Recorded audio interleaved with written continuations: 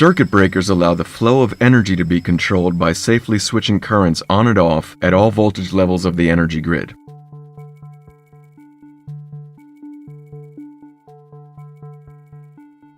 In the open position, they have to ensure isolation across the switching distance, between phases, and to ground.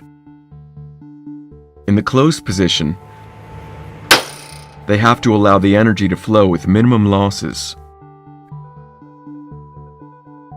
They need to be able to reliably interrupt short-circuit currents without damaging themselves or adjacent equipment, even after long idling times.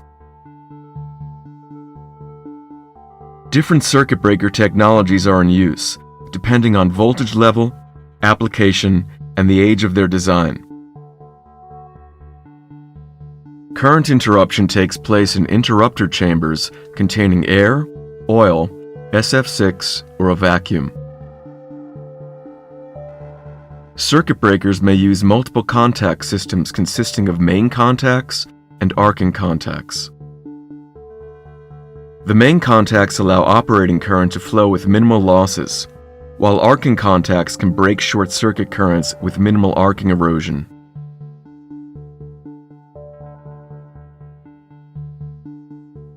The braking element is usually operated mechanically by a stored energy system.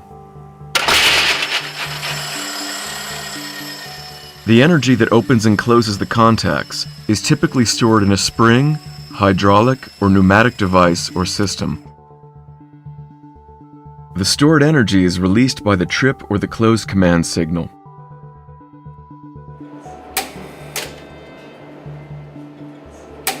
The command signal activates the trip and close coils, releasing the drive mechanism to perform the opening and closing operation. The interrupter and the mechanical drive are the main components that are subject to wear and aging. The thermal stress of load currents may cause corrosion and oxidation, and the interruption of short-circuit currents erodes the contact system.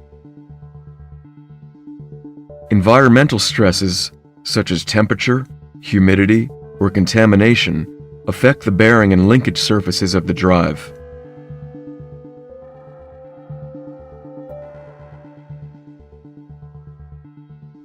Ancillary components, such as bushings, are also subject to electrical stress aging.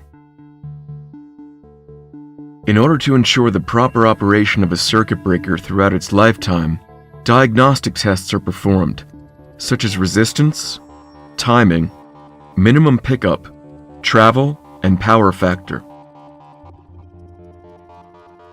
In order to achieve the best safety conditions for the test engineer, the circuit breaker should be grounded on both sides during most of these tests.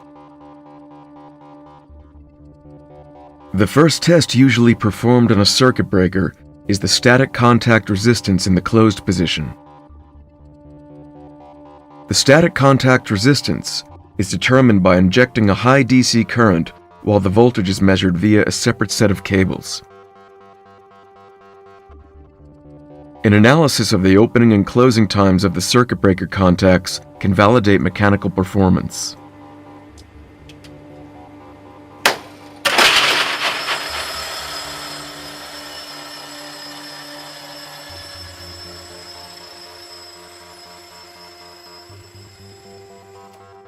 Differences between individual contacts and individual phases must fall within defined limits.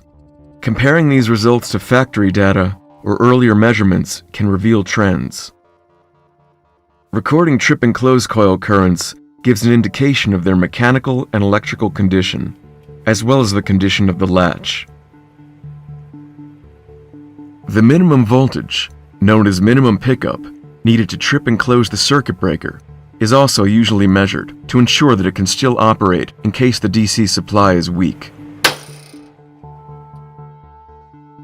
If the breaker is equipped with a multiple contact system, measuring the dynamic resistance during opening and closing will indicate the wear of the arcing contact.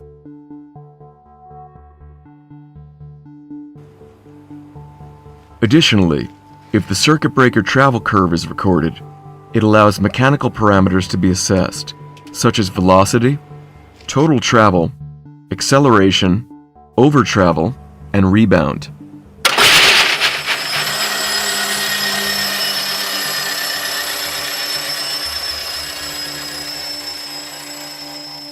By performing these measurements, the station operator can verify that the equipment is in good working condition or can initiate maintenance activities.